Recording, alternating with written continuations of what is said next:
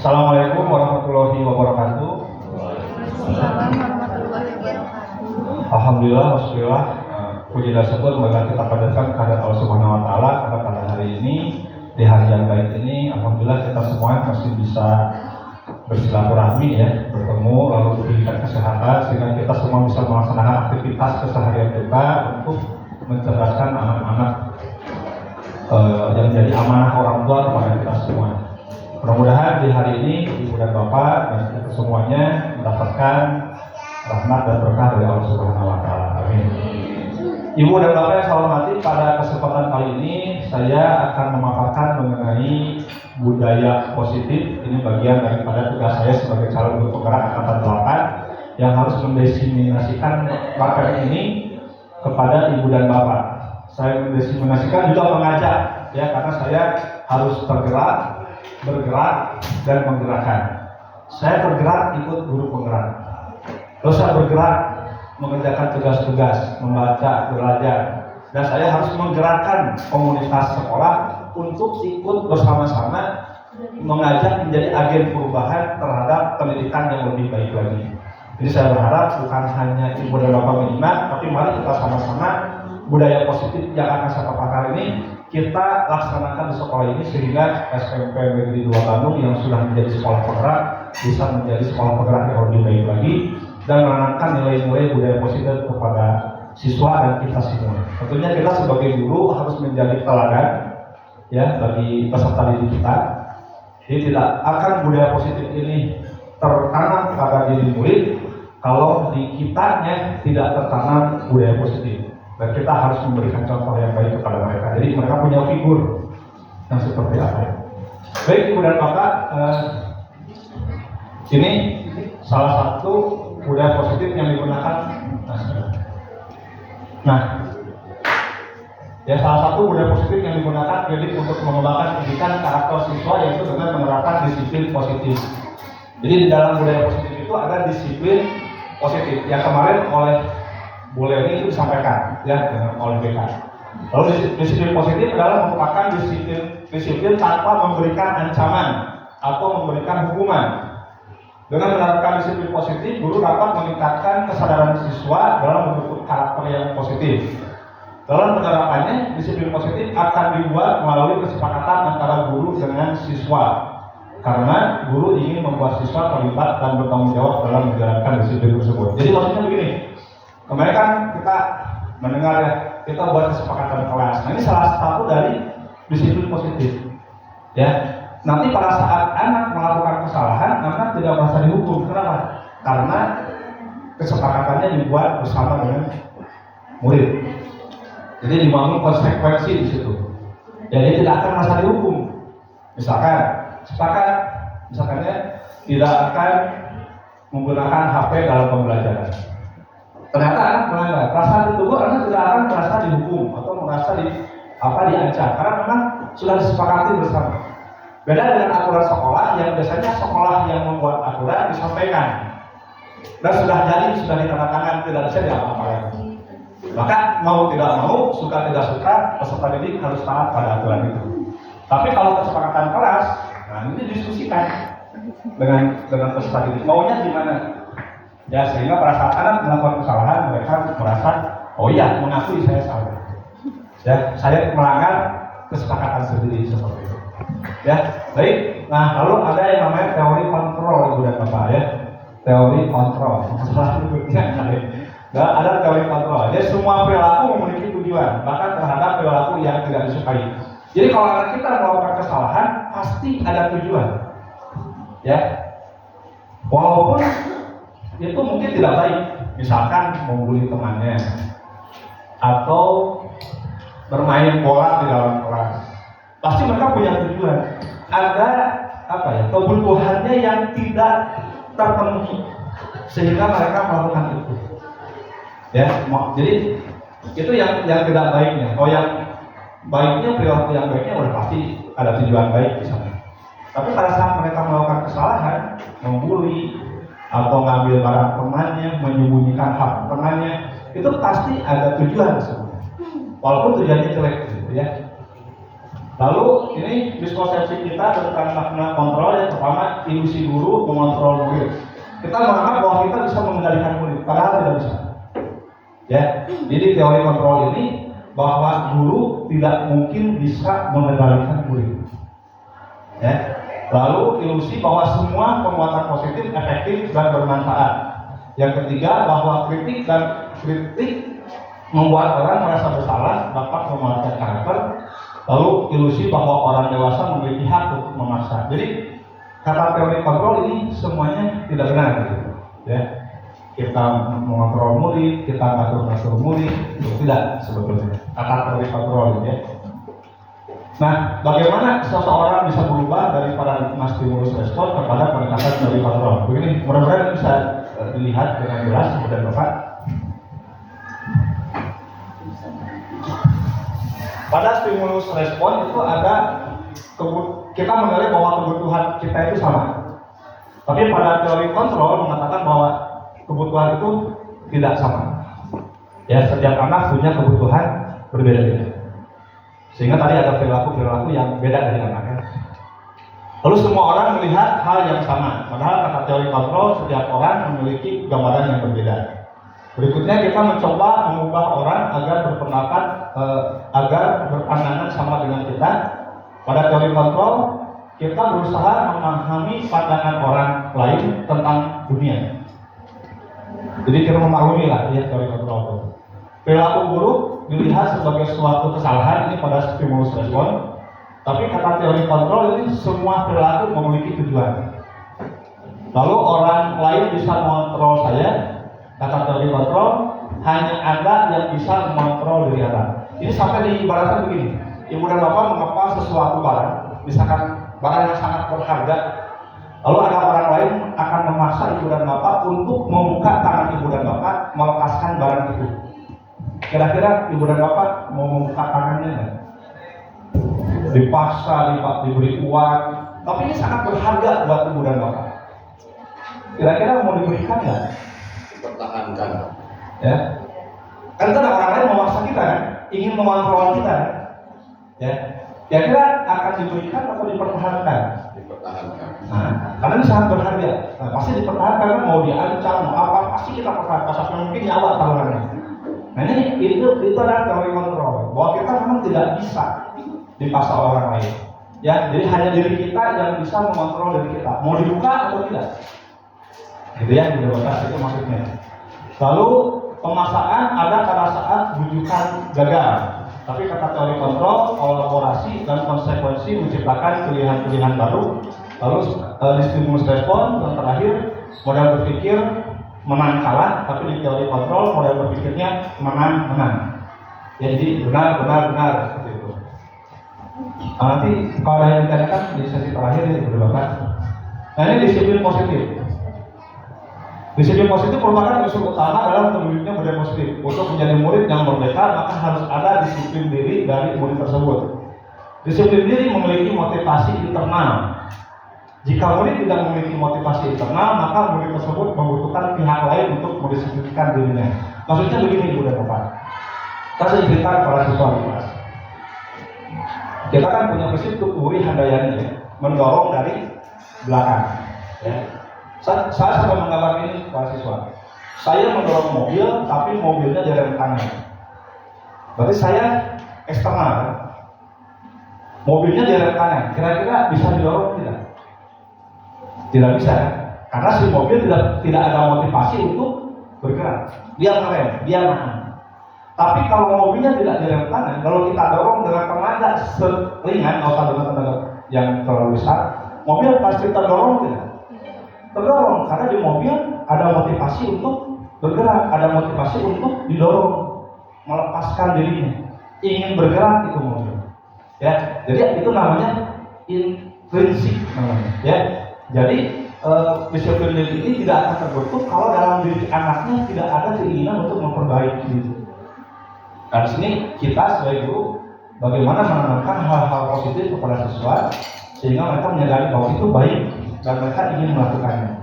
Ya, tapi kalau mereka masih juga tidak bisa disebutkan, jika murid tidak memiliki motivasi internal, maka murid tersebut membutuhkan pihak lain, yaitu kita. untuk mendisiplinkan dirinya. Ya tadi diberikan informasi, tapi bukan mengontrol mereka. Kita hanya memberikan masukan, kita memberikan ini loh aturannya, memberikan wejangan sehingga mereka jadi berubah, gitu ya. Baik, Ibu dan Bapak, ini disiplin diri ini harus ada motivasi internal tadi. Kalau tidak ada, mesti ada orang lain. Dan nanti dari disiplin positif ini, disiplin diri ini akan menjadi murid merdeka. Ya, jadi murid akan merdeka kalau memiliki disiplin diri. Disiplin diri akan terjadi kalau karena ada motivasi internal. Ya, kalau tidak ada maka akan ada pihak lain yang memberikan motivasi itu. Baik, saya lanjut. Nah, Ibu dan Bapak ini perlu diketahui bahwa ada 3 motivasi perilaku manusia. Pertama, ya, manusia itu melakukan sesuatu ada motivasinya, ada 3. Yang pertama, motivasi untuk menghindari ketidaknyamanan atau hukuman. Yang kedua, motivasi untuk mendapatkan imbalan atau penghargaan dari orang lain. Yang ketiga, motivasi untuk menjadi orang yang mereka inginkan dan menghargai diri dengan nilai-nilai yang mereka percaya. Kira-kira Ibu dan Bapak, dari ketiga motivasi ini yang mana? Yang ke-1, 2, 3 yang baik. Saya ulang ya. Yang pertama, motivasi untuk menghindari ketidaknyamanan atau hukuman. Jadi dia melakukan sesuatu, tapi karena takut dihukum. Saya ngerjain tugas takut dimarahi. Itu motivasinya. Yang pertama contohnya ya. Saya ke sekolah takut dimarahin orang tua. Saya tidak kesiangan takut dihukum Pak Karyono misalnya. Ya. Kan motivasinya bukan dari dia, tapi ketakutan oleh hukuman. Ya, itu yang pertama. Yang kedua, motivasinya karena dikasih imbalan. Ayo anak siapa yang bisa kerjain ke depan, bakal kasih uang 5.000. Jadi membuat buruhan lah gitu ya. Yang kedua itu motivasinya karena akan mendapatkan imbalan atau penghargaan. Karena akan melakukan kalau mau dipuji. Ya, dikasih imbalan, dikasih pujian, dikasih penghargaan. Nah, kalau yang ketiga, dia melakukan karena kesadaran diri. Saya mengerjakan tugas karena sadar saya sebagai murid harus mengerjakan tugas, harus belajar. Saya menyimpan sampah pada tempatnya karena sadar bahwa lingkungan harus bersih. Ya, saya datang ke sekolah tepat waktu karena sadar saya nggak mau kesiangan, saya ingin belajar tepat waktu. Saya ke sekolah karena sadar saya ingin mencari ilmu, bukan karena disuruh orang tua. Ini yang ketiga, ya itu gambarannya. Kira-kira yang baik, yang pertama, yang kedua, dan yang ketiga. Yang ketiga, intrinsik. Ya, muncul dari dalam diri. Ya. Nah ini kita tanamkan anak-anaknya. Oke lah, mungkin pertamanya kita begini ya, kasih imbalan dulu. Tapi lama-lama itu hilangkan sehingga mereka muncul tanggung jawab dalam dirinya. Ya, begitu.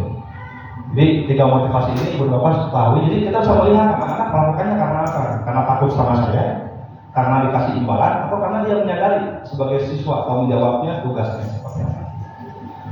Baik, dilanjutkan. Nah ini hukuman dan konsekuensi. Ini yang kemarin Pak Guru tanyakan saat dengan Bu Heri ya. Saya menghukum anak karena telat atau tidak pakai kaos olahraga. Apakah itu hukuman atau konsekuensi? Baik, Ibu dan Bapak, apa bedanya?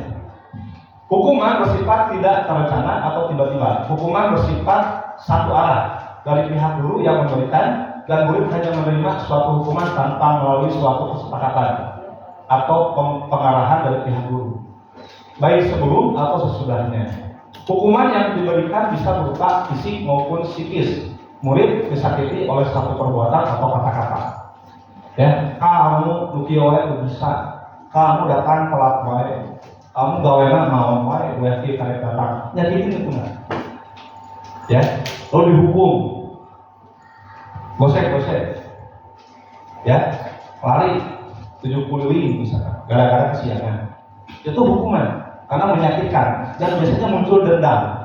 Itu yang terjadi di beberapa sekolah, pulang sekolah mobil guru warna kempes, mobil guru catnya rusak, ya, motor guru jokna soek, ya apa aja, ada dendam, atau guru diarah pas pulang sekolah, gitu kan? Karena disakiti, karena dihukum. Ya, dan biasanya hukuman itu kita bahasanya agak kasar, agak kasar mungkin kasar juga. Ya, itu hukuman. Nah kalau konsekuensi sudah terencana atau sudah disepakati, sudah dibahas dan disetujui oleh murid dan guru, umumnya bentuk-bentuk konsekuensi dibuat oleh pihak guru atau sekolah dan murid sesudah mengetahui sebelumnya konsekuensi yang akan diterima bila ada pelanggaran. Misalkan, contoh Pak Budi, pelajar olahraga tidak menggunakan kaos olahraga, lalu disuruh lari 2 keliling. Saya menilai kalau melihat sejauh ini itu adalah konsekuensi. Ya, pasti Pak Budi sebelumnya udah ngasih tahu.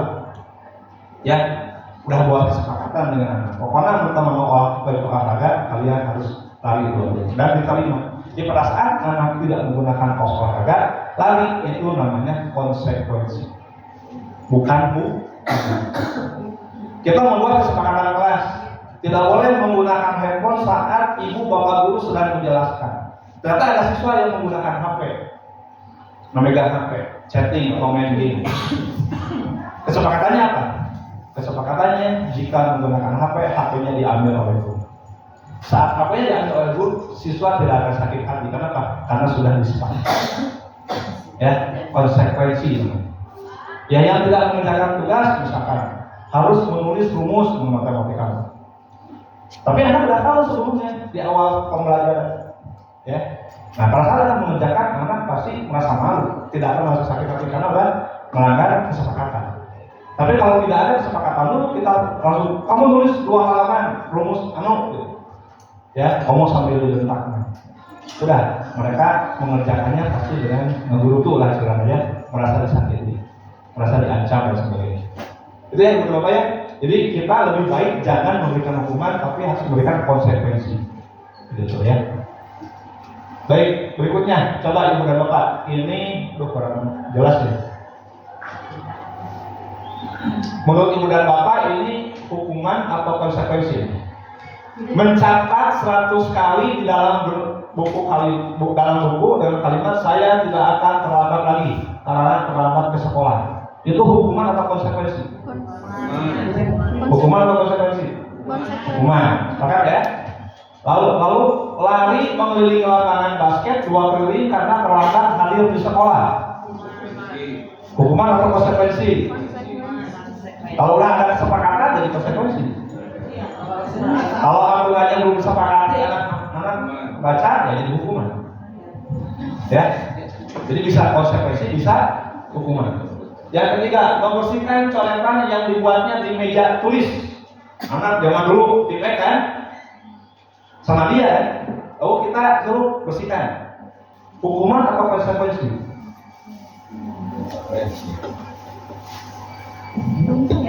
Dia membersihkan coretan dia, itu bukan coretan orang lain. Hukuman atau konsekuensi? Konsekuensi, karena dia yang melakukan, ya kan? Kalau mungkin membersihkan yang orang lain pasti jadi hukuman karena dia merasa saya tidak melakukan itu. Ya. Berikutnya, murid diminta untuk push up 15 kali karena tidak menggunakan masker ke sekolah. Ya, kalau kita di jalan zaman Covid ini, kalau di masker kan di push up satu. Hukuman konsekuensi. Hukuman ya. Menggantikan kertas tugas teman yang telah dicoret-coret. Konsekuensi. Ada tugas dari guru kayak kertas lembar. Nah, ada si A ngeret-ngeret kertas tugas temannya si B. Nah, lalu diberikan ditegur kan harus menggantikan kertas itu. Itu konsekuensi atau hukuman? Konsekuensi. Ya. Baik. Berjemur di lapangan basket pukul 12 siang karena mengobrol dengan teman. Hukuman. Ya. Murid diminta bertelanjang kaki sepanjang hari karena tidak menggunakan sepatu warna hitam sesuai peraturan sekolah. Hukuman atau konsekuensi? Nah, bisa konsekuensi, bisa hukuman. Kalau peraturan itu sudah disepakati dulu minimal dengan orang tua ya, pada saat rapat orang tua itu jadi konsekuensi. Tapi kalau tidak disepakati dulu, ya maka dia jadi hukuman. Berdiri di depan kelas sambil mengangkat kaki satu karena tidak bisa menjawab pertanyaan. Hukuman. Ya, baik kemudian Bapak, alhamdulillah sudah bisa membedakan mana konsekuensi, mana hukuman. Nah, sekarang restitusi. Restitusi. Yang waktu itu kemarin Pak Asep menyampaikan ya. Katanya nanti Mas Soe menjelaskan. Cuma waktu itu kan waktunya keburu habis. Ya, jadi tidak disampaikan. Restitusi adalah proses menciptakan kondisi bagi murid untuk memperbaiki kesalahan mereka sehingga mereka bisa kembali pada kelompok mereka dengan karakter yang lebih kuat. Ya, jadi ini nanti saya berikan gambarannya saudara-saudari. Lalu keyakinan kelas. Keyakinan kelas adalah nilai-nilai kebajikan universal yang disepakati secara tersirat dan tersurat lepas dari latar belakang suku, negara, bahasa maupun agama. Keyakinan kelas itu sama hanya dengan kesepakatan kelas. Ya, tapi kalau keyakinan kelas ini tidak boleh negatif dan Bapak. Ya, harus positif. Jadi kata tidak dan jangan itu nggak boleh ada. Ya, misalkan kita membuang sampah sembarangan, ubah jadi membuang sampah pada tempatnya. Jadi harus positif pernyataannya. Ya, itu untuk keyakinan kelas. Keyakinan kelas ini bisa diambil dari peraturan sekolah. Kita ramu gitu. Ya, kita ramu jadi bagian-bagian yang universal gitu ya. Lalu tidak lepas dari latar belakang suku, negara, bahasa maupun agama. Jadi misalkan anak-anak ini aturan sekolah, jadi kita buat keyakinan kelas kita. Ya, misalkan anak tidak mengerjakan tugas, keyakinan kelasnya apa? Mengerjakan tugas atau mengumpulkan tugas tepat waktu. Ya, saat anak tidak mengerjakan tugas, kita tegur kan? Ya, kita tanya keyakinan kelas mana yang kamu ulangi? Ya, jadi anak tahu bahwa keyakinan kelasnya mengumpulkan tugas tepat waktu. Ya, jadi tidak boleh negatif. Jadi ibu dan bapak, guru mata pelajaran di kurikulum mereka ternyata kita diharuskan membuat keyakinan kelas. Bisa jadi keyakinan kelas matematika berbeda dengan keyakinan kelas TIK, keyakinan kelas bahasa Indonesia. Jadi mungkin keyakinan kelas itu hanya berlaku di pelajaran matematika, dan bisa jadi ada keyakinan kelas yang sama antara mata pelajaran. Wali kelas juga akan membuat keyakinan kelas untuk kelasnya masing-masing. Jadi nanti di kelas itu akan ada beberapa keyakinan kelas. Ada keyakinan kelas secara umum yang dibuat oleh wali kelas, ada keyakinan kelas yang khusus yang disepakati antara guru dengan guru mata pelajaran. Misalkan kalau matematika boleh menggunakan kalkulator, tapi dengan catatan untuk menghitung angka-angka yang memang susah dihitung. Ya, untuk perkalian yang biasa yang bisa dipotret ke bawah, lakukan. Terus sepakat, atau misalkan boleh mendengarkan musik, nggak jadi masalah. Karena gaya belajar siswa mungkin ada bisa konsep sambil mendengarkan musik mengerjakan tugas itu. Tapi dengan catatan apa? Tidak mendengarkan musik saat guru menjelaskan. Pada saat mengerjakan tugas, saat guru sudah tidak mengerjakan menyampaikan materi, silakan. Karena mungkin saja dengan musik dia bisa lebih konsentrasi mengerjakan tugasnya. Kalau anak-anak sepakat, oke. Jadi jangan salah kalau memang sepakati. Misalnya di pelajaran saya jadi benar, tapi di pelajaran yang lain jadi salah karena tidak ada kesepakatan itu. Ya, jadi diberikan kebebasan anak-anak kita untuk belajar sesuai dengan cara belajarnya. Itu diferensiasi ibu dan bapak. Ya, jangan dikumpul-kumpulan, diatur karena kita tidak bisa mengontrol mereka kan? Sekarang kali kontrol kan. Silakan mereka belajar sesuai dengan apa yang dia suka. Ya, dengan caranya. Mau sambil dengan musik, mau dibawa lesehan, itu terserah. Yang penting tugas selesai, anak konsentrasi, anak bisa. Daripada kita suruh semuanya harus duduk di meja, tapi ada anak di kursi, tapi ada anak yang nggak suka dengan seperti itu. Kan jadi anak kita tuh. Tujuan pembelajaran tidak tersampaikan, tidak tercapai. Ya, ini di kurikulum mereka begitu yang saya tangkap dari hasil saya mengikuti guru penggeraknya. Dengan ada diferensiasi itu, kita diferensiasi ada tiga, ada diferensiasi proses, ada diferensiasi produk, ada diferensiasi konten. Nah, kalau tadi anak belajarnya seperti itu proses anak memahami materi yang kita sampaikan.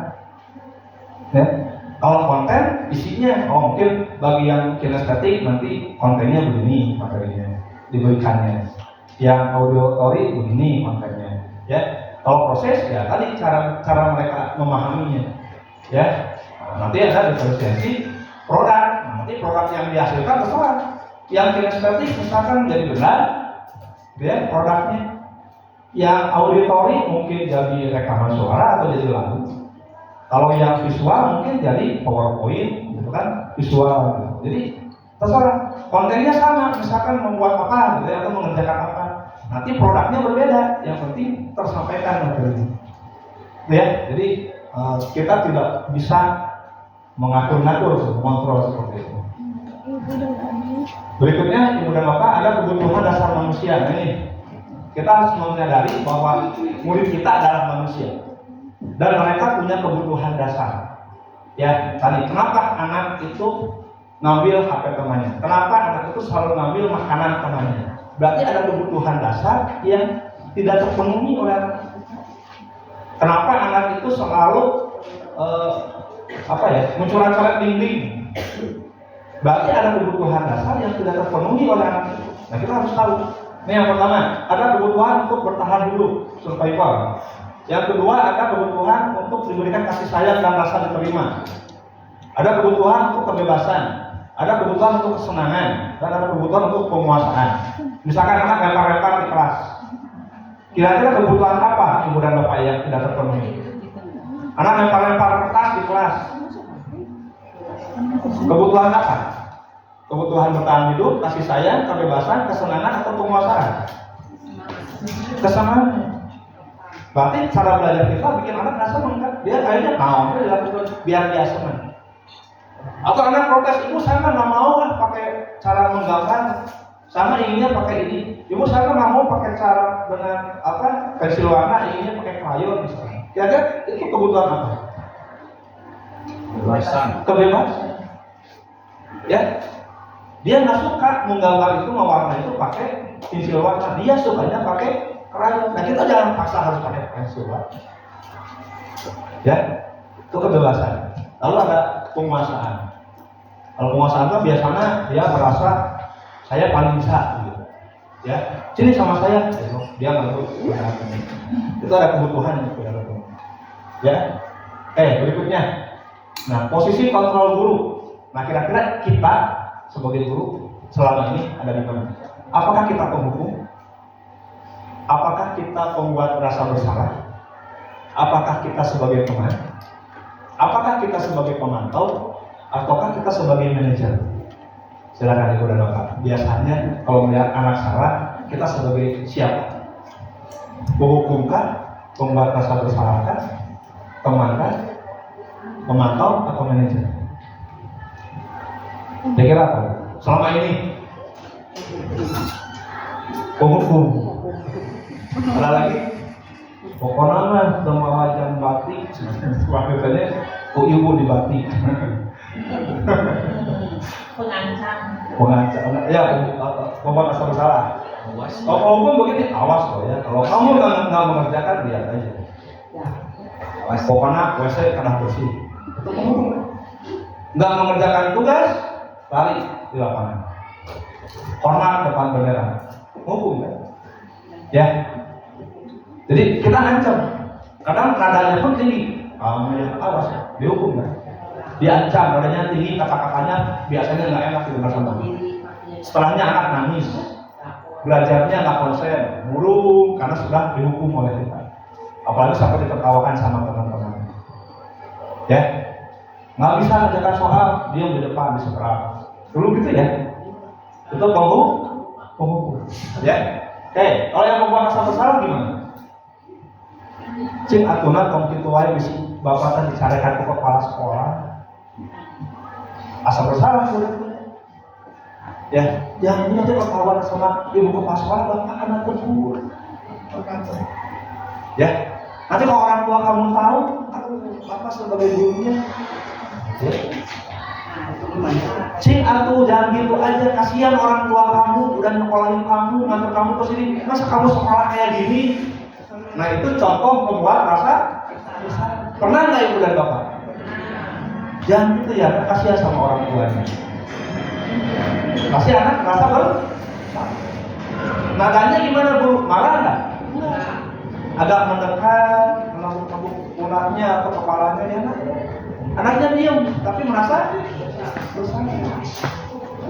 Ya, pernah ya Ibu ya, saya juga pernah. Mumpung pernah, luka dua pernah. Teman, kalau teman kan, ya bahasanya teman. Ya, yuk kerjakan yuk, kamu bisa loh. Nanti lagi yang dulu ya. Bahasanya teman. Anak kitanya agak sedih, nggak marah. Anak pun sih Karena tidak merasa dimarahi. Ya kita sebagai teman, ya bantu ibu ya, sok kamu kerjakan. Kita kerjasama. Saya menjadi kamu menjadi tugasnya. Kamu butuh nilai kan, sok kerjakan. Nah itu teman. Ya bahasanya pun kayak teman aja, enak gitu ya, pakai bahasa anak. Gitu ya. Lalu memantau, nah kalau memantau, nah tolonglah, kan tahu aturan sekolah nggak boleh buang sampah sembarangan, kenapa kamu buang sampah sembarangan? Itu memantau, dikaitkan dengan aturan sekolah. Ada anak pakai kaos kakinya warna hitam, kenapa kaos kaki warna hitam? Kamu tahu nggak aturannya apa? Nah itu memantau, mengaitkan dengan aturan sekolah. Ya. Nah kalau manajer, nah ini yang terbaik katanya ibu dan bapak. Ya kita ajak ngobrol, Anda tidak merasa bersalah, tidak merasa dihukum, tidak merasa dipantau, pokoknya sini nah. Tahu nggak apa yang sudah kamu lakukan? Gini, kata kamu itu salah, ya dikembalikan ke anak. Kira-kira aturan sekolah mana yang kamu lakukan? Lalu kamu mau bagaimana ke depannya? Mau gini terus atau mau berubah? Ini manajer. Jadi kita kembalikan ke anak, biar anak yang menilai sendiri, berpikir sendiri, sehingga dia muncul kesadaran. Oh ya, itu salah. Oh ya, saya harus begini. Jadi solusi ibu dan bapak, ya harus jadi solusi, bukan menyalahkan. Ya, karena kesalahan pada anak wajar, namanya juga sedang belajar. Ya, tapi kita jadikan itu solusi. Berikan solusi, bukan menghukum, bukan membuat dia merasa jadi makin bersalah. Kita harus memberikan bahwa solusinya seperti ini, ya, memberikan solusi. Ya, ibu dan bapak. Nah ini yang manajer tadi dirangkum dengan segitiga restitusi. Itu yang waktu itu Pak Asep sampaikan. Nanti Pak Suheb senang rangkum tentang segitiga restitusi. Jadi restitusi itu ada 3 tahapan, dikenal dengan segitiga restitusi. Tadi restitusi apa ya? Ini ya, proses menciptakan kondisi bagi murid untuk memperbaiki kesalahan mereka. Ya, aturan mana yang kamu langgar? Terus kamu mau bagaimana? Nah, kan diberikan ke anak yang nanti memperbaiki sendiri kan? Ya, untuk memperbaiki kesalahan mereka sehingga mereka bisa kembali pada kelompok mereka. Ini nggak usah disuruh dia di luar kelas. Itu nggak memperbaiki masalah. Itu tidak jadi solusi. Anak malah jadi dendam, makin tidak mengerti pelajarannya, jadi nggak suka dengan pelajaran kita. Tidak jadi solusi kan? Nah, jadi ini harus dengan cara restitusi. Nah, restitusi itu lebih kepada manajer. Bagaimana langkah-langkahnya? Disebut dengan segitiga restitusi. Ya, segitiga restitusi adalah suatu proses dialog yang dijalankan oleh guru atau orang tua agar dapat menghasilkan murid yang mandiri dan bertanggung jawab. Ya, gitu Bapak. Yang pertama, ini kurang besar ya. Yang pertama, langkah pertama kita harus menstabilkan identitas. Contohnya, ya nak, nggak apa-apa kamu melakukan itu. Setiap orang pasti pernah melakukannya. Ya, atau kamu bukan satu-satunya yang pernah melakukan ini. Jadi anak itu tidak merasa ditekan. Kan dia udah mengakui kesalahannya. Kira-kira apa kesalahannya? Ya udah, ada nggak apa-apa lah. Kan bukan kamu aja yang pernah begini. Kan? Jadi distabilkan dulu emosinya. Bukan makin dipuncakkan, gitu kan? Kalau kita main makin anak makin marah gitu ya. Kita stabilkan, itu namanya menstabilkan identitas. Lalu validasi tindakan yang salah. Misalkan kamu tentu punya alasan kan mengapa kamu melakukan itu. Ya, misalkan tahu kamu nggak kesalahannya ini, oh ya udah. Ya, setiap orang pasti pernah melakukan itu. Tapi pasti kamu punya alasan kan, kenapa kamu melakukannya. Nah tadi pasti ada kebutuhan yang belum terpenuhi. Oh iya Pak, kenapa saya ngambil makanan orang lain, tapi saya dikasih bekal sama orang tua saya itu terus, ayam terus, sama nasinya. Saya bosan Pak, teman saya bawanya sosis, bawanya kentang, saya ingin itu. Berarti kebutuhan apa yang dia tidak terpenuhi? Kebebasannya. Ya, orang tuanya tetap terus. Saya bakalan nasi ayam. Bosan anak itu. Hanya dia ini kayak temannya sehingga diambil. Makanya ditanya di sini, validasi tindakan yang salah. Jadi pasti kamu punya alasan kenapa begitu. Jadi kita nggak langsung menyalahkan. Kata Pak Sandi waktu itu kan, kunaon berangkat ke sekolah gitu. langsung disalahkan, ternyata ngaduakan adalah orang tuanya, cari dulu uang buat orang tuanya berobat. Ya, dia tanya dulu kenapa kamu nggak sekolah. Dia ceritakan nanti. Ya, divalidasi kesalahannya. Jadi kita tidak langsung menyalahkan, validasi dulu oleh kita sebelum kita memberikan kesimpulan dia salah atau tidak. Ya. Nah, yang terakhir adalah menyatakan keyakinan. Oke, kamu mengaku itu. Kira-kira keyakinan kelas mana? Keyakinan sekolah mana? Aturan sekolah mana yang kamu langgar?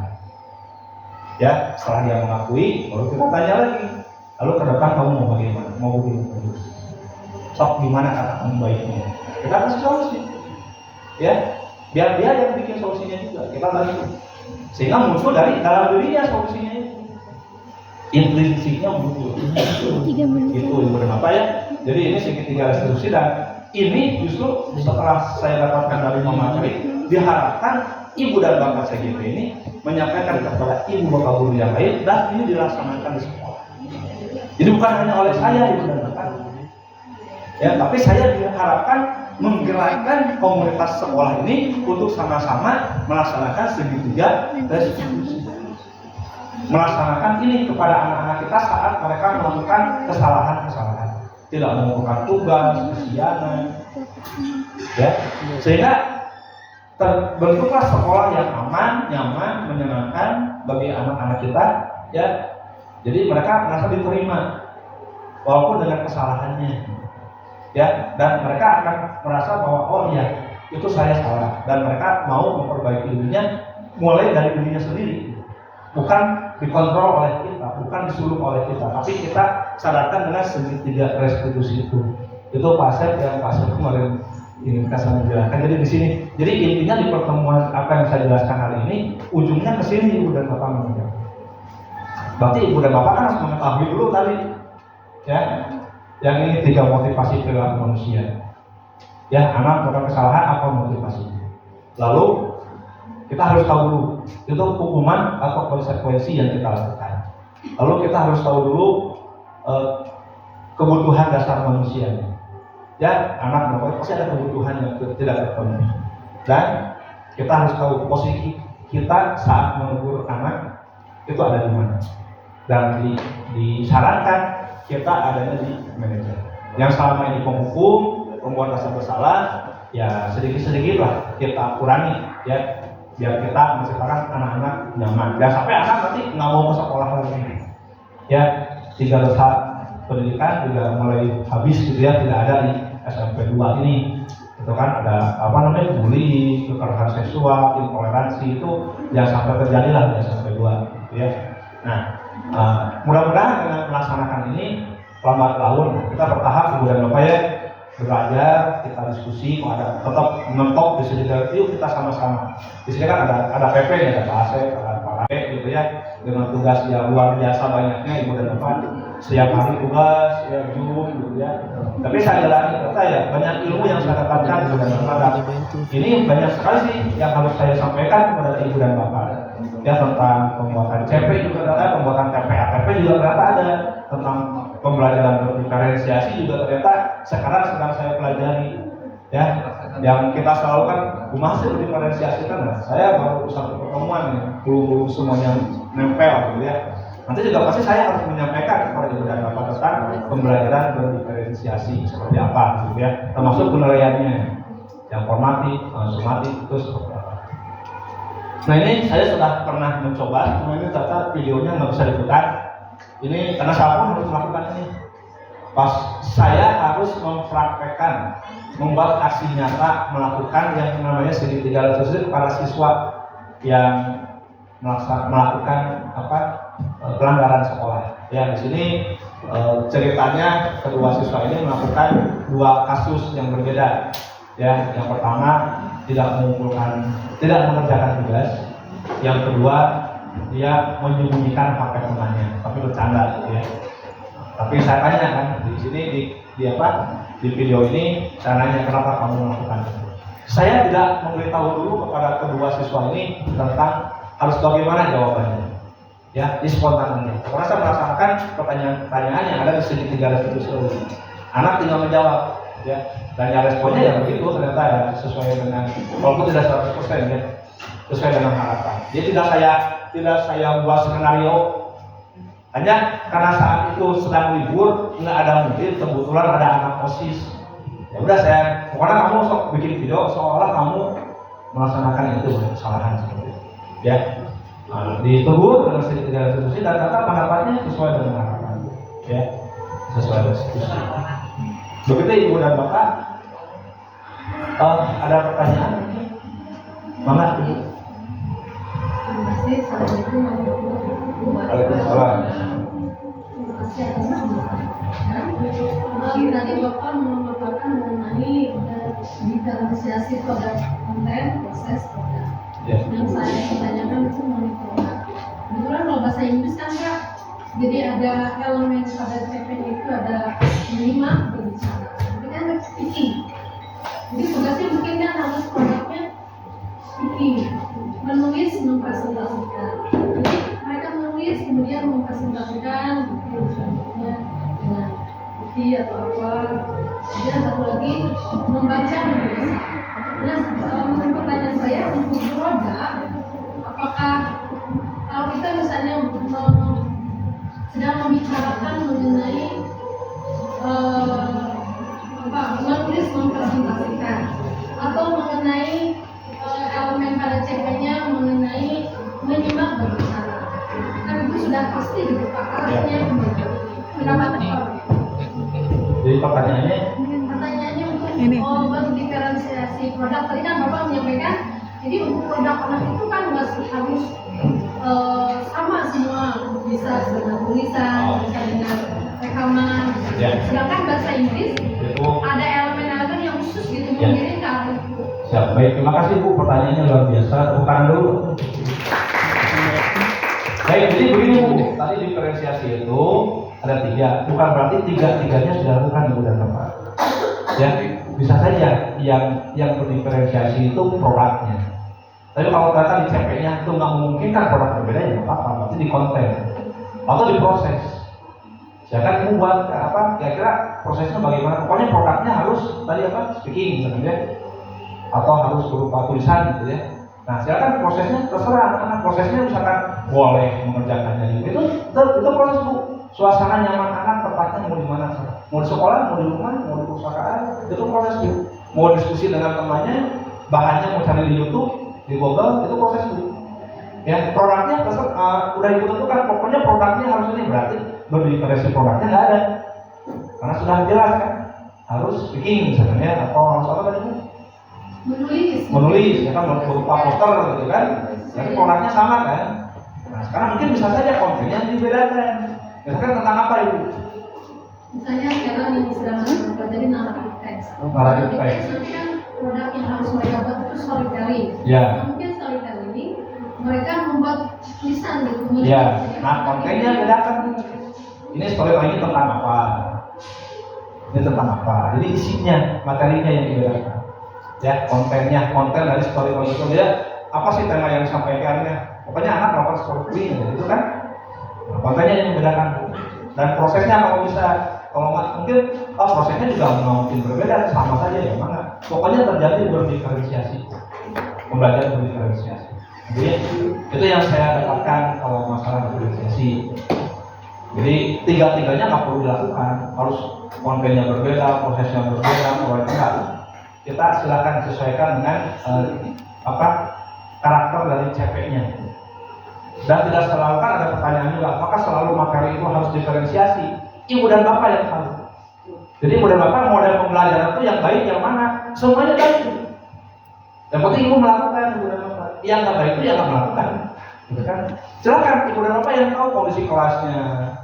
Mungkin kondisi kelas jam pertama dengan jam siang kan berbeda. Ya kan? Maka akan terjadi model pembelajaran yang berbeda. Teknik pembelajaran yang berbeda. Ya, kenapa tidak dilakukan? Ya, kondisi kelas anak berolahraga, belum itu salingnya telat, sehingga jam pelajarannya termakan berapa menit. Udah gitu siang hari, kondisi kelas tidak mungkin dengan metode yang begini, dengan model ini. Ya kita berubah model. Ya, itu juga kita menyesuaikan. Pokoknya begini Ibu dan Bapak, pembelajaran harus berpihak pada murid. entong kahayang urang berpihak pada kita harus menghamba atau pasangan ini. Menghamba itu lain pikiran kamu dulu, tapi menyesuaikan dengan karakteristik ya apa yang ada pada manusia. Kalau dulu kita mengatakan bahwa setiap manusia lahir seperti kertas kosong, ternyata menurut Ki Hajar Dewantara, bapak pendidikan kita, itu nggak begitu. Setiap anak terlahir sudah ada garis-garis putus-putus, sudah punya kodratnya, sudah memiliki bakatnya. Kita sebagai guru bagaimana garis-garis yang putus-putus itu kita sambungkan jadi garis kepala. Kalau huruf S ya jadikan S, gitu. Atau dipasangkan jadi P. Atau konteksnya lain dicontohkan waktu itu kita harus contohnya sebagai petani. Ya, anak-anak itu misalkan padi. Ya, kalau itu anak kita itu padi, ya diibaratkan sebagai padi, maka kita harus perlakukan anak itu sebagai padi. Gitu. Kita tanamnya harus bagaimana, ditanamnya bagaimana, disiramnya bagaimana, pupuknya bagaimana. Jangan berharap padi tumbuh jadi pohon kelapa. Ya, waktu saya ikut IKM di BBGP menggambarkan gitar. Ini gitar. Jangan dipaksa gitar suaranya juga swing gitu kan. Jadi kan ini gitar yang bagus, suaranya seperti gitar yang paling bagus. Kumaha caranya. Nah, jadi tugas kita adalah bagaimana membentuk anak sesuai dengan kodratnya. Untuk dipaksakan, saya ngajar matematik, udah bisa masuk ke matematik masa saya paksakan? Yang minimal bisa tambah kali bagi kurang dan kehidupan dia untuk mengawaru, menjualan gitu kan? Begitu kan disesuaikan saja. Mungkin dia punya bakat yang lain. Oh, jago soal kalinya, oke bahasa Inggris kita mainkan. Ya kebetulan Anda ada SMP doang kan begitu ya. Ya, jadi anak dari segi akademik mungkin kurang, tapi prestasi bagus, dia sering ikut futsal, renang dan sebagainya. Karena kesuksesan tidak satu-satunya dari prestasi, ya dari akademik, tapi banyak juga dari non akademik. Nah itu kita menuntun, ya kalau Pak Ki Hajar Dewantara, pendidikan adalah menuntun murid sesuai dengan kodratnya agar pembelajaran bahagia, gitu ya, sejahtera anak itu, tidak merasa terancam, belajar itu bahagia. Ya anak tuh jangan sampai baru lihat Pak Suhe ayah ini terancam. Tidak ayah guru. Jadi kita menjadi guru yang tidak diharapkan kehadirannya dalam kelas. Karena apa? Karena kita tidak membahagiakan mereka. Bagaimana caranya mereka sampai Pak masuk atau Pak nanti masuknya pelajaran saya udah istirahat. Mereka kan mengharapkan kita masuk kelas, bukan surat pada saat kita nggak ada. Gitu. Kita harus sedih. Gurunya nggak ada, boleh. Gurunya sakit, boleh gitu kan. Jadi itu tidak diharapkan terjadi pada diri murid-murid kita. Jadi pokoknya kita harus mendidik anak-anak kita berpihak kepada mereka, bukan kumaha sih saya. Kalau materi oke lah, kita mengikuti dia. Anak-anak materinya tinggi. Proses pembelajarannya sesuaikan dengan kondisi mereka. Mereka sukanya bagaimana? Kita yang penting materinya bisa. Makanya dibuatlah keyakinan kelas mau belajar matematik di Pak Suhe kumaha dia. Satu, Pak boleh pakai kalkulator, oke, tapi dengan catatan misalnya. Untuk itu hese-hese. Yang gampang-gampang jangan pakai kalkulator. Ya, kedua, apalagi boleh kerjasama Pak, kalau mengerjakan tugas boleh kerjasama tapi nggak nyontek. Saya beri pengertian kepada mereka bahwa nyontek dengan kerjasama beda. Kalau kerjasama semua berpikir, semua cari solusi. Kalau nyontek satu orang kerja kita nyali itu nyontek. Sepakat. Apalagi itu buatlah disepakati, ya, real, dan itu yang dipegang. Di suatu saat mereka tidak melanggar dari situ, ya apa konsekuensinya? Ya minimal tegur, pakai segitiga restitusi agar dia berubah. Karena dia pakai HP ngitung 18 kali 15. Assalamualaikum warahmatullahi wabarakatuh. Waalaikumsalam. Terima kasih Pak Suhe atas materinya yang luar biasa. Ini mungkin yang bertanya tapi penguatan. Apakah menurut Bapak disiplin positif ini sudah benar-benar dilakukan di SMP 2? Yang kalau misalnya masih ada yang kurang atau lebih, karena Bapak mengetahui bagaimana segitiga ini bisa berjalan, mungkin nanti bisa kita bersisi mana yang benar-benar dan lebihnya. Kemudian yang kedua, ini restitusi. Kalau saya lihat, kalau saya dulu tuh kayak penghapusan pajak. Kalau di PKN itu ada namanya rehabilitasi. Jadi pemulihan nama baik. Nah, kadang ini kita yang masih menjadi guru ketika ada anak yang melakukan satu kesalahan atau berbuat negatif, ini susah untuk anak membuat namanya menjadi pulih kembali. Kadang kalau misalnya sampai alumni saja, kamu teh baheulanya iya gitu ya, terkenangnya adalah itu. Nah ini apa bedanya sesuai dengan rehabilitasi atau apakah restitusi ini hanya memang untuk ke arah segitiga ringan? Apa bedanya dengan pemulihan nama baik dan bagaimana caranya? Kemudian yang ketiga, untuk kesepakatan, apakah kesepakatan itu memang harus dari dua arah? Misalnya kalau kesepakatan kelas itu berarti siswa dengan kita, misalnya seperti tadi Pak Surya menyatakan bahwa tidak boleh menyontek, tidak menyontek main handphone seperti itu ya. Atau misalnya saya buat apakah ini termasuk ke dalam disiplin positif. Yang pertama saya membuatnya kalian harus menaati dan patuh terhadap aturan sekolah dan guru. Apakah kalian setuju apa tidak dengan kesepakatan ini? Iya, aku setuju. Ada juga yang tambahin bu ini. Ya. Kemudian senantiasa harus menghargai guru dan teman, karena kita tahu bahwa kadang anak-anak ada yang tidak juga menghargai temannya, adanya bullying seperti itu.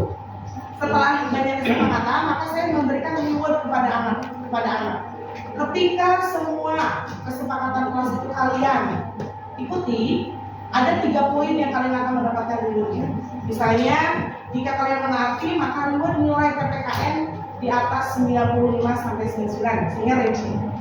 Jika ada catatan dari wali kelas, DK, kemudian kesiswaan, maka turun 1 dari nilai 85 sampai 90. Tapi jika itu menjadi pelanggaran yang atau tidak dikerjakan sama sekali, kemudian pelanggaran ini juga banyak catatannya, maka kita kasih berikan nilai KKM. Saya berikan kesempatan kalian mau memilih yang mana. Pengen yang A, Bu, artinya mereka sudah tahu kesepakatan konsekuensi dari aturan kesepakatan tersebut. Itu saja Pak, terima kasih. Baik, terima kasih Bu Dina. Tepuk tangan dulu untuk Bu Dina dan Bu Nova. Luar biasa. Pertanyaannya 3, kemudian saya ingat. Yang pertama tadi mengenai disiplin positif ya. Apakah di SMP 2 sudah terjadi disiplin sudah dilaksanakan? Saya lihat ada dilaksanakan. Ya, dilaksanakan. Tapi ada beberapa yang belum juga. Kan tadi itu ya. Harus muncul dari motivasi internal ya. Jadi kalau saya tanya ada juga anak yang ya takut dimarahin dan sebagainya, berarti kan belum muncul secara intrinsik ya. Tapi disiplinnya sudah dilaksanakan, tapi motivasinya ini Bu, tadi mana ya motivasi itu? Nah ini motivasi yang kedua yang munculnya ya. Tapi ada juga anak-anak yang memang kesadaran, jadi sudah ada Bu disiplinnya, tapi dengan motivasi yang berbeda. Ya, sudah muncul lah dengan saya melihat kesiswaan selalu menegur anak, memanggil anak yang pakaiannya bagaimana, itu sudah ditanamkan. Tinggal mungkin cara-caranya tadi nggak boleh menghukum, tidak bersifat hukuman, ya harus bersifat restitusi Bu. Ya, sekaligus dengan restitusi bahwa restitusi itu adalah mengembalikan memperbaiki kesalahan mereka sehingga mereka bisa kembali pada kelompok mereka dengan karakter yang lebih kuat, gitu ya. Ini kata dosen ya. Jadi menciptakan kondisi bagi murid untuk memperbaiki kesalahan mereka. Jadi dia mengakui akan kesalahannya. Itu restitusi Bu. Kalau dengan rehabilitasi mungkin itu kesalahannya. Kalau rehabilitasi mungkin udah lebih berat ya. Ya, tadi memperbaiki nama baik ya, karena udah saking terkenalnya. Ya mungkin tadinya tidak ada restitusi saat penanganannya, sehingga ya terkenal teman-temannya yang melihat dia sedang dihukum dan bagaimana. Jadi sampai alumni pun sampai mengingat itu gitu ya. Jadi rehabilitasi itu yang memperbaiki nama baik itu ya, karena sudah tercemar dulu. Kalau restitusi mah lebih kepada dirinya, bagaimana dia mengakui kesalahannya dan dia mau memperbaikinya. Jadi karakter yang lebih kuat lagi. Jadi makanya diajak ngobrol kan. Pakai kalau segitiga restitusi itu cara untuk melakukan restitusi tahapannya. Ya, mulai dari tadi menstabilkan emosi ya, identitasnya stabilkan dulu. Setelah stabil emosinya, baru kita tanyakan tentang kesalahannya, divalidasi. Kamu sadar nggak apa yang kamu lakukan? Nah, ini dia mengakui, kata kamu itu salah atau benar. Jadi tidak kita katakan itu salah, bahwa itu di restitusi. Jadi validasi oleh dia sendiri, kita hanya memberikan pertanyaan pemantik lah istilahnya. Ya, setelah itu baru kita tanyakan aturan mana yang sudah kamu melanggar, lalu bagaimana kamu ke depan. sehingga terjadilah solusi gitu. Jadi intinya di restitusi ini adalah solusi, ya, bukan hukuman atau menghukum atau memvonis, bukan, tapi lebih kepada memberikan restitusi itu, memberikan solusi. Itu ya Bu ya. Lalu melihat keyakinan kelas. Tadi Bu Dina mencontohkan anak-anak aturannya gini sepakat nggak? Ya itu kesepakatan berarti tetap. Ya, apalagi sampai anak menambahkan, berarti ada surat dari anak. Ya, jadi boleh kita pancing kan, biasanya anak kan bingung, nah sih kesepakatan kelas dan keyakinan kelas, bingung kan? Kita pancing satu aja biasanya, ya yang saya alami, saya pancing, berikutnya mereka yang mengatakan Pak ini. Gitu. Nggak usah banyak kepada Bapak, boleh 5, boleh 7, mungkin aturan sekolah banyak sampai belasan. Nah kita rangkum aja, saling menghargai, banyak kan tidak boleh ngejek teman, bully dan sebagainya. Ambil jadi kalimat positif, saling menghargai. Kan saling menghargai itu luas. Menggunakan HP dengan bijak luas tuh. Laptop di HP, musik di HP, ya kan? Ya, kamera di HP. Kan anak kadang nggak mau catat ya, Pak mau dipoto aja. Ya, pas dipoto saya dia mau tulis begini kan dipoto. Ya, itu kan juga dengan bijak, gitu kan? Artinya di saat memang harus digunakan, diperlukan, silakan digunakan. Yang penting untuk proses pembelajaran. Mau lihat di Google dan sebagainya. Itu Pak ya. Jadi Bu Dina itu untuk keyakinan kelas. Yang terakhir tadi Ada dulu. ya, Kesepakatan itu ada dulu. reward tadi saya katakan. Berarti kalau ada reward artinya motivasinya ini benar. Anak melakukan mentaati kesepakatan itu gara-gara ada reward. Berarti takut dengan hukuman. Ya, di dua ini motivasi yang pertama karena dia takut akan dihukum, dan motivasi yang kedua karena ada imbalan di situ. Ya, salah nggak? Nggak salah juga. Memang secara teori ini yang paling bagus muncul dari diri anak, ada kesadaran bahwa itu tanggung jawab saya. Bagusnya, ya mudah-mudahan kedepannya mulai dari ada takut hukuman, adanya ribut, mudah-mudahan lama-kelamaan ini lepas. Biasa. Iya, ini lepas. Muncullah ini. Jadi puncaknya di sini yang diharapkan, muncul motivasi dalam dirinya. Gitu Bu ya. Jadi udah bagus tuh. Ya, akhirnya pakai ribut dulu agar si kesepakatannya dilaksanakan. Ya. Ya, gitu Ibu Bapak. Mana kemudian terakhir mungkin ya. Assalamualaikum warahmatullahi wabarakatuh. Waalaikumsalam. Bukan hanya atau apa ya, berbicara disiplin positif, saya mah lebih menantang ke ingat di pendidikan di pesantren, jujur aja. Di pesantren mah ingat ketika awal-awal Kurtilas muncul, ternyata pesantren udah dari dulu ya. Dari segi karakter, bagaimana ta'lim kepada gurunya, nggak ada santri yang berani gimana ke kiai, masih gitu aja. Bahkan dalam belajar konvensional kan, nggak pernah belajar ada istilah diskusi apa, nggak ada. Tapi udah kalau kan aja kita logat, kemudian dia nerangkan udah, tapi ternyata lebih nerap, lebih betul-betul bisa dimanfaatkan, lebih paham si siswa itu, si santri itu. Bahkan tidak sedikit yang berbicara masalah hasilnya malah luar biasa. Apalagi yang daerah-daerah Jawa atau Buira dan lain sebagainya begitu. Nah, makanya kalau kita kembalikan bukan mematahkan kurikulum merdeka ya, bagaimana kalau seandainya yang dilakukan dengan pendidikan di pola pesantren. Nah, kalau dicoba terapkan di kita contoh reguler lah. Apalagi saya belajar agama, ketika berbicara masalah dogma kan nggak mungkin, contoh ketika berbicara elemen akidah nggak bisa anak diajar diskusi bagaimana kalau Allah satu ya satu begitu. Nah itu aja, jadi bagaimana nih, karena membuka cakrawala kita ya, di pesantren kan begitu daya ya istilah non, apalagi pakai media nggak ada, tapi konvensional banget gitu, tapi gendingan sikapnya karakter luar biasa mereka. Malah endingnya ya luar biasa, kita lihat aja berhasilnya, otaknya juga, sikapnya juga, ya itu mah udah betul-betul sempurna, betul gitu ya. Dari mulai kalau dipadukan kan, karena format itu kan dipadukan kognitifnya, kemudian psikomotor satukan semua, emang tos ayah sadaya intinya gitu. Jadi minta tanggapan bagaimana dengan pola dengan pendidikan di pesantren. Apakah bisa nggak kita terapkan dikit-dikit, misal dengan ada sistem konvensionalnya atau dogmanya ketika ada belajar di kita, karena jujur punten ya, karena dengan kita hanya minoritas memfasilitasi siswa, kadang ada akhirnya ujung-ujungnya kalau tidak berjalan, kita tidak dihargai oleh siswa. Tapi coba di pesantren dogmanya, nggak ada santri yang dia berani di apapun sama kiai, dia udah gitu-gitu aja gitu. Nah, tapi endingnya luar biasa malah begitu. Itu mah hanya apa? Sekarang tuh minta ditanggapi aja Pak Soe. Nuhun. Assalamualaikum warahmatullahi wabarakatuh. Waalaikumsalam. Tepuk tangan untuk Pak Jana. Apakahnya beda ya pendidikan pesantren dengan pendidikan yang kementerian ya. Pasti ada pola yang berbeda. Kalau yang saya tahu di pesantren itu mengutamakan adab lalu karakter dulu yang dikuat. Ilmu nomor 2. Sehingga harus bagaimana dia kepada gurunya, kepada sesama santri, ya. Jadi karakter dulu, nilai-nilai karakter Islam dulu yang dikuatkan, baru ilmu yang diajarkan. Itu mungkin itu, ya. Jadi kalau dikaitkan di sini mungkin ya saya harus mencari irisannya bagaimana ya. Karena di pesantren sendiri kan kalau tagihan Al-Quran hafalan itu kan dicepret. Di sini nggak ada hukuman. Tapi karena mungkin karakter saya tanamkan, muncullah intrinsik di situ. Sehingga mereka mau mempelajari. Memang tadinya takut dihukum, takut dimarahin oleh ustadznya, ya kan, takut dicepret, termotivasi untuk menghafal ayat.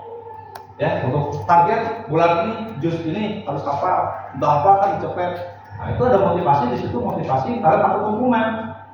Ya, nggak ada imbalan mungkin pastinya di situ. Tapi lama-kelamaan akhirnya muncul dari rasa tanggung jawab.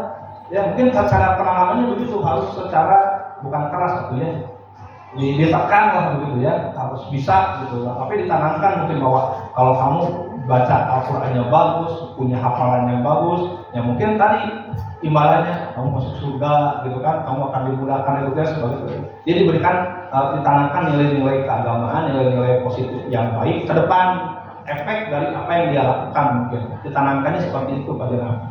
Kalau menurut saya, kalau pakai segitiga restitusi mungkin nggak berlaku. Ya diluluyan, coba gara-gara kenapa kira-kira kamu hafal Al-Quran kan? Nggak berlaku mungkin untuk di pesantren. Ini karena kita di dunia kementerian pendidikan yang berbeda pasti ya, metodenya dengan yang ada di pesantren ya pasti berbeda Pak.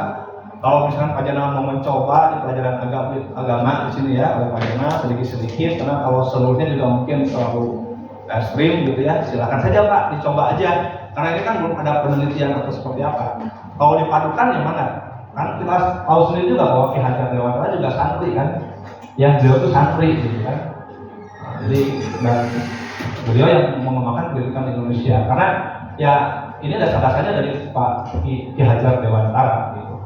Hanya di kurikulum Merdeka diselipkanlah teori-teori dari Barat, ya disesuaikan dengan pemikiran KHD yang cocok ya, untuk memperkuat pemikiran Ki Hajar Dewantara.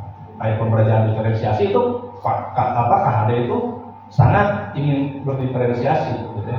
Lalu kita cari mungkin ya, pihak kementerian itu mencari teori-teori dari luar yang memperkuat terhadap pembelajaran berdiferensiasi untuk menguatkan mungkin.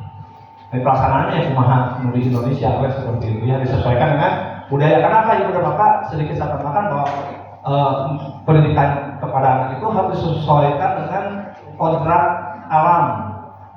Kodrat alam itu ada dua Ibu Bapak, kodrat zaman dan kodrat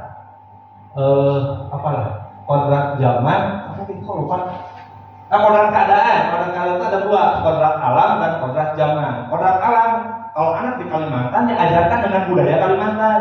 Anak yang di pegunungan ajarkannya dengan budaya di pegunungan. Ya, kontekstualnya dengan apa-apa yang di pegunungan. Kalau nggak bahas parahu, jangan membahas jaring ikan. Bahaslah tentang perkebunan, tentang hutan ya, tentang penambangan atau dan sebagainya. Jadi kalau di laut ya, di pesisir pantai berarti pendidikannya sesuaikan dengan keadaan alam di pesisir pantai gitu. Kontekstualnya bagaimana menghitung penghasilan ikan dan sebagainya. Itu kodrat alam. Kodrat zaman sesuaikan dengan zamannya ya. Sekarang di kita kodrat zaman berlaku nih, anak-anak pulangan pakai handphone gitu ya, menggunakan informasi menggunakan internet. Itu kodrat zaman. Jadi kita tidak bisa melarang anak tidak membawa HP ke sekolah. Karena ini udah zamannya. Ini zaman mereka. Tinggal bagaimana caranya anak-anak menggunakan HP dengan bijak, itu aja yang kita tanamkan. Karena mereka membutuhkan, pulang mereka membutuhkan untuk Gojek gitu kan. Di kelas juga membutuhkan untuk pembelajaran. Kan kita juga fasilitasi dengan internetnya kan. Nah sekarang bagaimana caranya mereka menggunakan HP dengan bijak sesuai dengan keperluannya, jangan sembarangan digunakan. Maka dibuatlah kesepakatan, dibuatlah aturan. Gitu. Jadi ada kodrat alam, ada kodrat zaman. Didiklah mereka sesuai dengan zamannya. Itu katakan. Toh zaman bapak mah baheula geus. Ya. Karena mereka akan hidup di masa, kita antarkan mereka untuk bisa hidup di masanya dia. Jangan dibawa ke masa kita atau kenyang itu kata dia. Zaman bapak mau bawa gitu ya nggak salah. Nggak ada anak kemampuan kata PS dan saya tukang PS lagi. Ya jadi tidak bisa ya disesuaikan dengan zaman kita. Jadi didiklah anak sesuai dengan zamannya dan antarkan mereka untuk bisa hidup di zamannya yang akan datang, di zamannya mereka. Begitu ibu dan bapak, Bu Fitri, Pak Asep, mau bertanya dulu? Ya. Ini PP bertanya nih. Wah, Pak Karyono. Ada Pak Karyono juga ya. Mana Pak Asep dulu? Ya, terima kasih. Pak Asep saya. Mungkin hanya mengulas saja. Saya setuju dengan apa sih ide dari Pak Jeno. Apakah kita bisa berkolaborasi dengan dengan pesantren? Karena memang ada kesempatan kedua. Sekarang anak-anak sangat banyak seperti itulah ya. Jadi berkaca untuk revolusi 4.0 kan sudah ini ya. Udah lewat dan sekarang itu 4.0 jadi ke sosial. Jadi alangkah baiknya kalau kita kombinasikan ide dari Pak Jenal untuk meraih 4.0 mungkin. Itu saja Pak ya. Jadi kata Pak Asep kita kombinasikan pendidikan pesantren dan sekolah untuk meraih 4.0 dan menyambut 5.0. Ya, oke. Terima kasih Pak Asep, tepuk tangan untuk Pak Asep untuk juga bertanya lu Mas. Ada sakit. Nah ini akan ada pertanyaan dari guru penggerak yang sudah dapat ya pokok calon pengawas. Maka Pak Taryono. Baik, saya tidak akan bertanya karena saya pernah di posisi Pak Sule sebagai CGP, saya support beliau. Jadi tadi beberapa mungkin pertanyaan yang dilontarkan hanya penguatan saja. Intinya betul Pak Sule, kita mah guru hanya menyediakan lahan subur untuk anak-anak yang berbeda potensi bakat minatnya begitu. Silakan lahan subur itu Bapak Ibu siapkan sehingga anak-anak dengan berbagai potensi dengan minat bakat yang mereka miliki bisa muncul sesuai dengan kodrat alamnya masing-masing.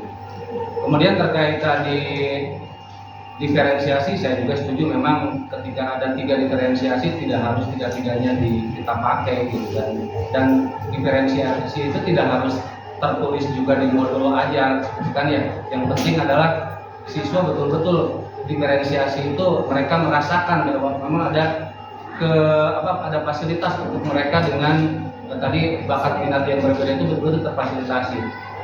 Kalau dianalogikan mungkin ya tadi kita punya tujuan pembelajaran ke Bogor gitu ya.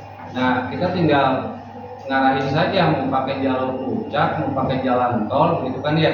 Dan ini juga tidak dipaksakan karena yang lewat jalan tol mungkin siswanya mobil, yang satu mungkin motor, yang satu kereta api dan lain sebagainya sehingga memang tercapai memang tujuannya, tetapi memang hanya waktunya saja yang berbeda. Itu harus kita pahami juga. Kemudian terkait kesepakatan kelas juga betul, tapi ya beberapa kelas yang saya pantau juga karena memang saya itu membuat kesepakatan kelas untuk pelajaran saya sendiri begitu.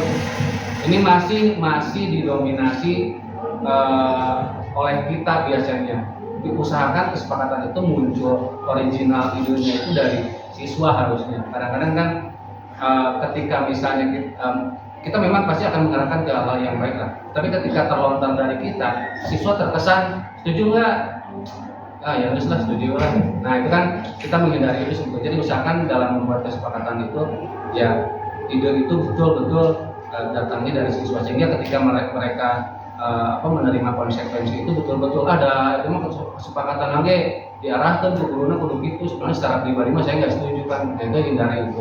Tapi ya walaupun bagaimana kadang-kadang ada hal-hal yang memang perlu dipaksakan dulu lah gitu ya. Sehingga dengan terpaksa mah akhirnya ya contoh aja lah kita bayar pajak, beli mobil kita, beli motor kita, beli bensin kita, kenapa harus bayar pajak gitu kan ya. Tapi kalau kita akhirnya muncul kesadaran sendiri bahwa pajak itu memang untuk pembangunan dan sebagainya, akhirnya mau tidak mau ya kita bayar juga kan.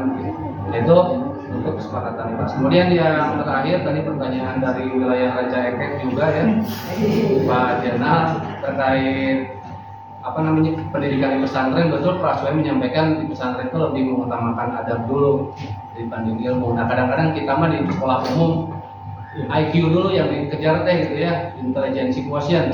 Padahal ada sisi lain yang harus kita kedepankan seperti di pesantren kita ada social quotient, ada spiritual quotient. Mungkin social quotient itu ya kecerdasan bersosialisasi, belum minanas lah gitu ya, bisa nggak, baik nggak, gitu kan dan sebagainya. Kemudian spiritual quotient itu mau urusan kita dengan yang di atas.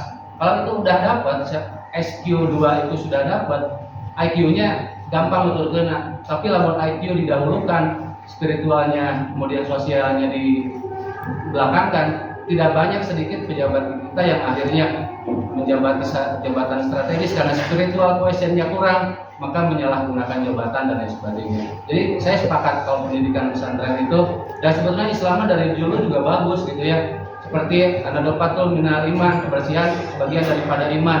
Tapi sekolah kita yang mayoritas agama Islam, tingkat kebersihannya kalah ke Awasius. Apa yang salah di situ kan ya? Maka kita evaluasi itu bareng-bareng gitu ya, sebagai katakanlah mayoritas muslim, tapi untuk menjalankan yang tadi kebersihan sebagian daripada iman itu susahnya minta ampun gitu. Nah itu kemudian terkait lagi dengan kodrat zaman, ada lagi kecerdasan yang harus kita miliki dan anak-anak miliki, yaitu digital quotient, kecerdasan digital.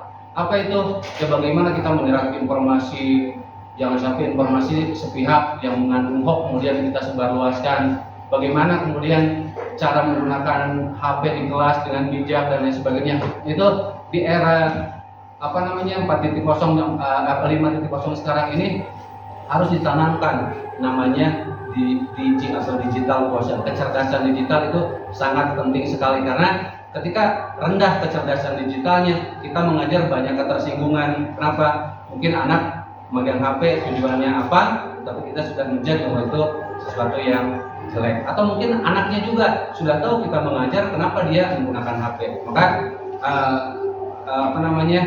tadi saya sampaikan, mari kita mulai coba. Karakter itu kan bukan barang baru ya, dari kurikulum manapun pasti karakter harus dikedepankan. Tapi sampai sekarang kita masih memikirkan karakter teh kumaha gitu, padahal harus sudah otomatis lah gitu, mas sudah berapa tahun kita mengajar dan lain sebagainya. Itu mungkin sedikit Pak Suhaib, hanya ini sajalah penguatan saya. Terima kasih.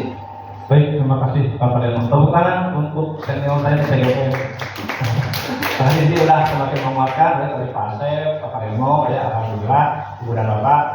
Kembali ke awal tujuan saya tadi untuk tampil di sini adalah sebetulnya bukan hanya mendiseminasikan, tapi juga untuk mengajar, karena itu amanah dari para CGP, para CGP yang harus bergerak dan akhirnya menggerakkan komunitas sekolah untuk ikut serta melaksanakan apa yang saya lakukan, karena saya menjadi agen perubahan untuk pendidikan yang utamakannya di sekolah lepaskan bekerja dulu, dan harapannya terjadi perubahan pendidikan di Indonesia ke depan. Begitu beberapa, karena waktu sudah selesai habis ya. Terima kasih kepada kurikulum, Pak Asep dan Bu Fitri yang sudah memberikan waktunya, dan mohon maaf juga kepada Ibu dan Bapak sudah terganggu waktunya yang sedang mengerjakan persiapan P5 untuk dipresentasikan hari ini.